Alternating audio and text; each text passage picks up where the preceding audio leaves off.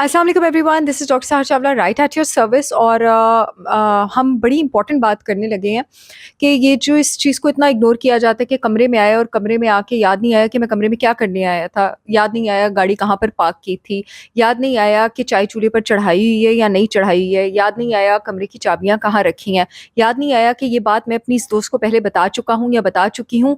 तो ये सब क्या है और इसको इग्नोर क्यों नहीं करना चाहिए? ये सब आप कहते हैं कि आपका जो फ़ोकस है, आपका जो कॉग्निटिव फ़ंक्शन है, आपकी जो मेमोरी है, शॉर्ट टर्म मेमोरी और क फिर in the longer cases long term memory वो लूज़ होना शुरू हो रही है। और क्योंकि मैं न्यूट्रिशन के बारे में बात करती हूँ, उसका डाइट से क्या लेना-देना है, और लाइफ़स्टाइल के बारे में बात करती हूँ, क्या लेना-देना है और इसको कैसे कंट्रोल किया जाए। अल्ज़ाइमर्स डिज़ीज़ हमारे पास एक ऐसी बीमारी है जो कि जिससे अब लोग बहुत वाकिफ़ हैं, जो कि जिसका एक बड़ा प्रोमिनेंट फ़ीचर आपके पास along with other features dementia है, यानी कंप्लीट लॉस ऑफ मेमोरी है। और मैं बता दूँ कि ये जो अल्ज़ाइमर्स डिज़ीज़ है, ये कंप्लीटली डेवलप होने में 20 से 30 साल लगाता है और इसकी शुरुआत ये छोटी-छोटी चीज़ें भूलने से ही होती है। और आपके पास ब्रेन फ़ोकस लूज़ करने की सबसे बड़ी वजह लाइफ़ में 2 हैं, जिस पे अभी हम डिटेल में बात करते हैं। वो है एक शुगर और दूसरा है स्ट्रेस। ब्लड शुगर अगर ड्रास्टिकली लो जाता है, ब्लड शुगर अगर ड्रास्टिकली यानी शदीद तरीके से, ड्रास्टिकली का मतलब होता है संगीन, संगीन तरीके से ऊपर जाता है, दोनों चीज़ें आपको ब्रेन फॉग कर सकती हैं।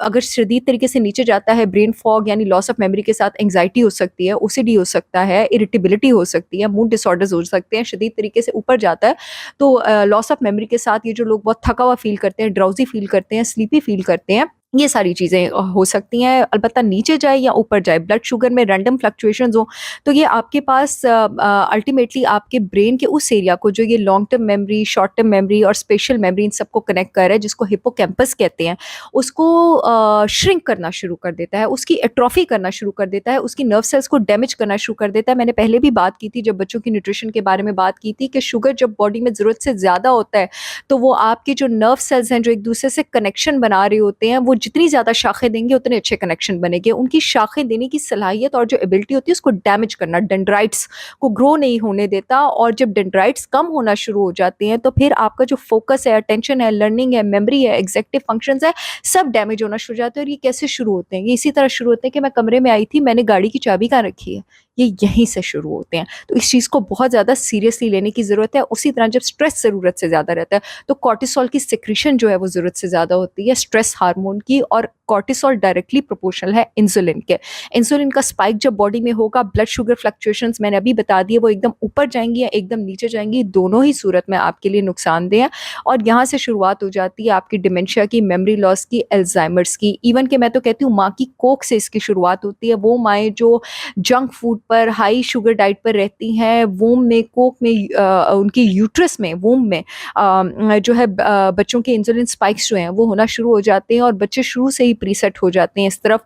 या वो औरतें जो ब्रेस्ट फीड बच्चों को अपनी मर्ज़ी से नहीं कराती और इन्फेंट फार्मूला जिसमें इतना ज़्यादा शुगर मिक्स किया होता है वो पिलाती हैं, तो दैट इज़ अनदर कॉज़। या बच्चों को रोज़ आप नगेट्स दे रहे हैं, आप न्यूटेला दे रहे हैं, आप उनको फ्रूट जूसेस पकड़ा रहे हैं, आप उनको फ्रेंच फ्राइज़ बना के दे रहे हैं, और आपने बच्चों का बेड़ा गर्क बचपन से कर दिया है, तो आप उनको मेमोरी लॉस, अल्ज़ाइमर्स डिज़ीज़ और डल बच्चे आप तैयार कर रहे हैं, और अल्टीमेटली 50-60s में उनको अल्ज़ाइमर्स हो जाना है, और इसके सिम्पटम्स 30s में आना शुरू हो जाते हैं, 31-32 में आना शुरू हो जाते हैं, और अनफॉर्चुनेटली मैं तो अपनी क्लाइंटेज में देख रही हूँ 20s में भी शुरू होते हैं।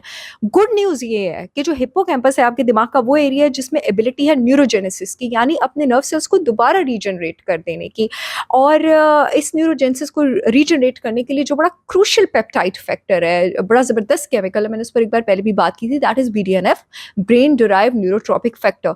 अब ये जो आपका ब्रेन डिराइव्ड न्यूरोट्रॉपिक फैक्टर है, इसमें एबिलिटी होती है नर्व सेल्स की जो आपस में जंक्शंस होते हैं, जिसको साइनेप्सिस कहते हैं, उनको दोबारा से बनाने की, उनको दोबारा से एक दूसरे के साथ जोड़ने की।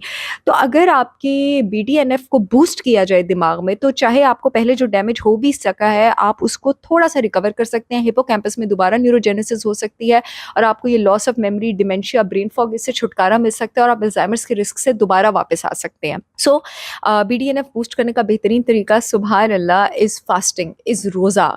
18 घंटे का, मुझे 10 साल हो गए मैं इंटरमिटेंट फास्टिंग कर रही हूँ। 15 से 18 घंटे की विंडोज़ मेरी फ्लक्चुएट करती हैं, और ये जो आप सब अल्हम्दुलिल्लाह तारीफ़ करते हैं कि मेरा हाफ़्ज़ा बहुत तेज़ है, ये इसी की देन है। तो इंटरमिटेंट फास्टिंग अगर आप 18 घंटे करते हैं तो आपकी बॉडी में जो सेल्स जनरेट होते हैं वो स्टेम सेल्स जनरेट होते हैं। स्टेम सेल्स वो सेल्स होते हैं जिनका कोई फंक्शन नहीं होता बॉडी में, और अगर वो जनरेट हो जाएँ तो बॉडी में जो-जो फंक्शन कम होते हैं वो खुद ही जाके उन वाले सेल्स में तब्दील हो जाते हैं। यानी जिसकी मेमोरी कम होगी वो मेमोरी वाले सेल्स में तब्दील हो जाएँगे, जिसका खून कम होगा खून बनाने वाले सेल्स में तब्दील हो जाएँगे, जिसके इम्यून सेल्स कम होंगे, बॉडी का दिफा सिस्टम कम होगा, दिफा सेल्स में तब्दील हो जाएँगे। तो जब आप फास्टिंग करेंगे स्टेम सेल्स जनरेट होंगे। अगर आपकी बॉडी में बीडीएनएफ कम है, मेमोरी सेल्स कम है, वो खुद ही जाके उसमें तब्दील होना शुरू हो जाएँगे। दूसरी चीज़ है एरोबिक एक्सरसाइज। तभी मैं अपने क्लाइंट्स को कहती हूँ सुबह के टाइम वॉक करें, प्लांट्स ऑक्सीजन छोड़े होते हैं, रात के टाइम की वॉक कोई वॉक नहीं होती है, और वॉक से वजन कम नहीं होता। वॉक आप करते हैं अपना मेमोरी, अटेंशन, फोकस और अपने दिल और फेफड़ों का फंक्शन मजबूत करने के लिए। तो वॉक जब आप सुबह के टाइम करेंगे, आप ऑक्सीजन लेंगे, ऑक्सीजन इंसुलिन और कॉर्टिसोल को लोअर करती है सुबह के टाइम जब आप वॉक करते हैं, और वो बैलेंस करती है आपके स्ट्रेस हार्मोन लेवल्स को, वो नर्व सेल्स को डैमेज नहीं करते, और ये बीडीएनएफ की जो प्रोडक्शन है उसकी जो मिकदार है उसको इंक्रीज करता है। तीसरी जिस चीज़ पर मैं बात करना चाहती हूँ that is omega 3 fatty acids, EPA और डीएचए। अपनी डाइट में गुड फैट्स का शुमार रखें, मक्खन का, देसी घी का, फैटी फिश का, नट्स का, सीड्स का। चौथी चीज़ है बी1 विटामिन की कमी जब बॉडी में होती है। बी1 विटामिन की कमी से, बी1 पे मैंने पहले भी बात की थी, बेरी-बेरी हो जाता है, जिसका बड़ा प्रोमिनेंट सिम्पटम आपके पास कन्फ्यूजन और लॉस ऑफ मेमोरी है।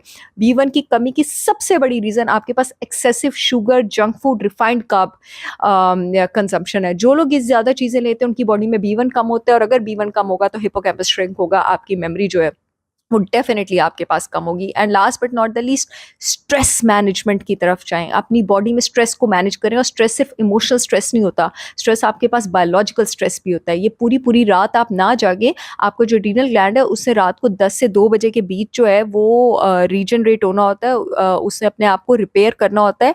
अगर आप उस टाइम जागेंगे, उसके लिए सोना ज़रूरी है, अगर आप उस टाइम जागेंगे आपका कॉर्टिसोल सिक्रीट होगा ज़रूरत से ज़्यादा, और कॉर्टिसोल आपके हिप्पोकैम्पस को श्रिंक करेगा। मुझे उम्मीद है ये शॉर्ट क्रिस्प वीडियो आप लोगों के बहुत काम आएगी। जो लोग इन टिप्स पे अमल करेंगे, यकीन करें कि फ्यूचर में अगर आपको अल्जाइमर्स का खतरा है, आप इसको रिवर्स कर सकते हैं। मुझे अपनी दुआ में याद रखें। I see you all again with yet another informational video. तब तक के लिए अल्लाह हाफिज़।